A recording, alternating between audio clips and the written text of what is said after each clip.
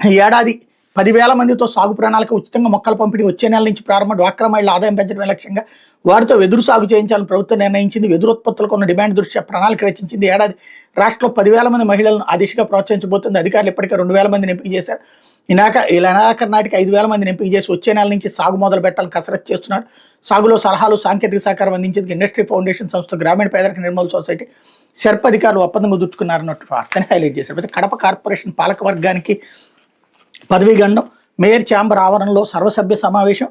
పరిగణించని అధికార యంత్రాంగం కోరం లేక వాయిదా ఇస్తూ కమిషనర్ నోటీసు అంటూ కడప నగర మేయర్ సురేష్ బాబు ఒంటెత్తు పోకడతో 48 మంది కార్పొరేటర్ల భయతో ప్రశ్నార్థకంగా మారింది. కడప నగరపాలక సర్వసభ్య సమావేశం నిర్వహించి నెల 22వ తేదీ నాటికి 6 నెలలు పూర్తవుతుంది. నిబంధనల ప్రకారం 6 నెలల్లో సర్వసభ్య సమావేశం నిర్వహించకపోతే మేయర్తో పాటు కార్పొరేటర్లు కూడా పదవులు కోల్పోతారు. నేపథ్యంలో సమావేశాన్ని శుక్రవారం నిర్వహించిన సమావేశ మందిరంలో అధికారులు ఏర్పాట్లు చేశారు. మేయర్ సురేష్ బాబు వైకాపా కార్పొరేటర్లు అక్కడికి రాలేదు. తన ఛాంబర్ ఆవరణలో వైకాపా కార్పొరేటర్లతో మేయర్ సురేష్ బాబు సమావేశాన్ని నిర్వహించారు. ఎజెండాను కార్పొరేటర్లు చదవగా మిగిలిన వాళ్ళ అంశాలను ఆమోదించారు. కడప కమిషనర్ మనోజ్ రెడ్డి, అదనపు కమిషనర్ రాకేష్ చంద్రం, ఎస్సీ చెన్నకేశ్వరరెడ్డి తమకు సహకరించిన కారణంగా వాళ్ళని ప్రభుత్వానికి సరెండర్ చేస్తూ తీర్మానం చేశారు. అయితే నగరపాలక సంస్థ చెందిన ఏ ఒక్క అధికారి ఈ సమావేశంలో పాల్గొనలేదన్నట్టు వార్తను హైలైట్ చేశారు.